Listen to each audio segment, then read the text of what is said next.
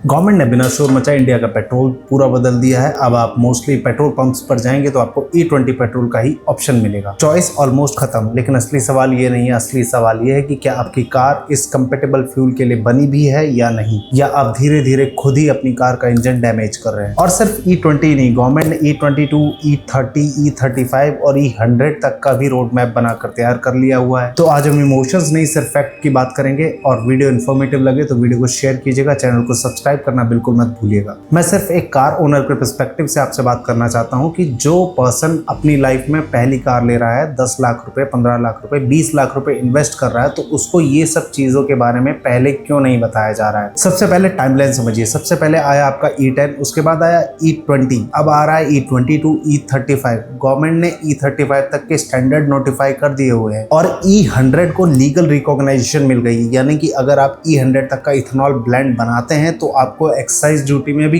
छूट मिलेगी। यानी future clearly higher ethanol blends की तरफ जा रहा है। प्रॉब्लम यहाँ नहीं है, प्रॉब्लम यहाँ से कंफ्यूजन शुरू होता है। सबसे पहला सवाल, अगर आप E30 ब्लेंडिंग अप्रूव करते हैं तो उसके बाद E20 वाली कार्स का क्या होगा? इस सवाल का क्लियर आंसर अभी भी किसी के पास नहीं है। क्या वही सेम पंप पर कैटेगराइज करके दूसरी तरीके से दिया जाएगा, या इनके एक डिफरेंट अलग पंप बनाए जाएंगे, या वही फ्यूल सबको मिलेगा? इसको लेकर एक PIL भी दाखिल की गई। PIL में सबसे पहला कंसर्न था कि हमें एटलीस्ट अपनी पसंद का ब्लेंडेड पेट्रोल चुनने का मौका मिले, जिसमें कोई भी निष्कर्ष नहीं निकल पाया। और यही कारण है कि अनसर्टेनिटी सबसे बड़ा पॉइंट यहाँ पर बना। अब पॉइंट समझते हैं इंजीनियरिंग के अकॉर्डिंग। पहली बात करें इथेनॉल, तो इथेनॉल पेट्रोल नहीं है, वो अल्कोहल का एक डेरिवेटिव है। इसका प्रॉपर्टीज है मॉइस्चर को लॉक करना और कोरोसिव इसका नेचर है, यानी कि जंग बहुत जल्दी पकड़ना। ब्लेंडेड के बाद क्या होता है, एनर्जी डेंसिटी उसकी कम रहती है और फ्यूल जो है सिस्टम को थोड़ा सा अनकंफर्टेबल करता है। कई एक्सपीरियंस मैकेनिक बात करें तो इंजीनियर जनक भारद्वाज जैसे लोग ने, कई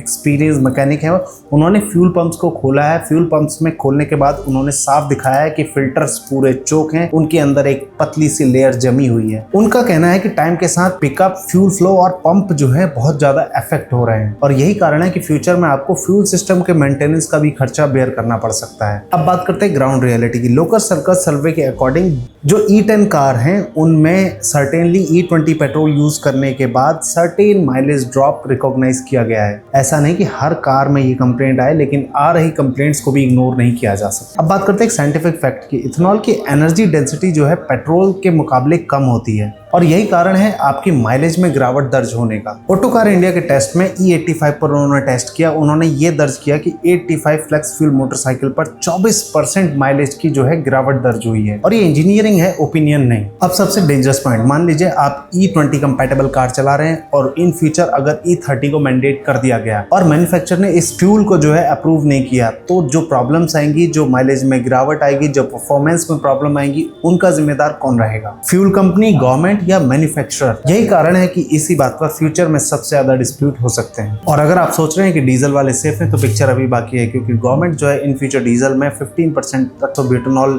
को ब्लेंड करने का एक प्रोग्राम प्रिपेयर कर रही है। ये टॉपिक्स अभी डिस्कशन स्टेज में है, लेकिन डीजल ओनर्स को भी इस अपडेट्स के लिए फॉलो करते रहना चाहिए। अब आते हैं प्रैक्टिकल एडवाइस सेक्शन में। जैसा कि मैं बता चुका हूँ, 2023 के बाद जितनी भी कार्स आपके पास बन रही है वो E20 कंपैटिबल हैं। आप अगर E20 कार लेते हैं और उसमें E20 ही फ्यूल डलाते हैं तो आपको कोई फ्यूचर में प्रॉब्लम नहीं आने वाली, क्योंकि उन कार्स को उसी कंपैटिबिलिटी के अकॉर्डिंग बनाया गया है। अगर छोटी कार चाहिए तो आप CNG के लिए जा सकते हैं, और वहीं अगर आपको सिर्फ पेट्रोल कार चाहिए तो आप नेचुरली एस्पिरेटेड इंजन की तरफ मूव कर सकते हैं। उनमें तो भी मेंटेनेंस का कॉस्ट आपको कम पड़ेगा। और वहीं आपके घर के आसपास चार्जिंग स्टेशन है तो आप EV पर भी शिफ्ट हो सकते हैं। और फ्यूचर में कई फ्लेक्स फ्यूल कार्स लॉन्च होने वाली हैं, आप उनको भी अपना फ्यूचर अपडेट समझ सकते हैं। मैं ये नहीं कह रहा कि आपको E20 से हर इंजन खराब होगा। मैं ये भी नहीं कहना चाह रहा हूँ कि आपको फ्यूचर में और ब्लेंडेड पेट्रोल जरूर ही मिलेंगे, लेकिन प्रॉब्लम जहां पर है वो हमने क्लियर किया है। मैं कोई पैनिक क्रिएट नहीं करना चाहता। मैं ये कहना चाहता हूँ कि फ्यूल बदल रहा है, टेक्नोलॉजी बदल रही है और टाइम टू टाइम आपको अपडेट्स भी कम मिल पा रहे हैं। रूल्स बदल रहे हैं तो बायर्स को इन्फॉर्मेशन जितनी मिलनी चाहिए वो नहीं मिल पा रही है, और इन्फॉर्मेशन ना मिलने की वजह से सबसे ज्यादा मिसलीडिंग कॉन्सेप्ट शुरू होते हैं। अब कमेंट सेक्शन आपके लिए खुला है। कमेंट सेक्शन में आप बता सकते हैं कि E20 पेट्रोल से आपको कोई एक वैलिड रीजन है जो प्रॉब्लम्स क्रिएट हुई है, आप कमेंट सेक्शन में जरूर बता सकते हैं। वीडियो इन्फॉर्मेटिव लगा हो तो वीडियो को शेयर जरूर कीजिएगा, चैनल को सब्सक्राइब कीजिएगा और वीडियो को लाइक और हाइप जरूर कीजिएगा। मैं मिलूंगा किसी और नेक्स्ट इन्फॉर्मेटिव टॉपिक्स के साथ, तब तक के लिए नमस्कार,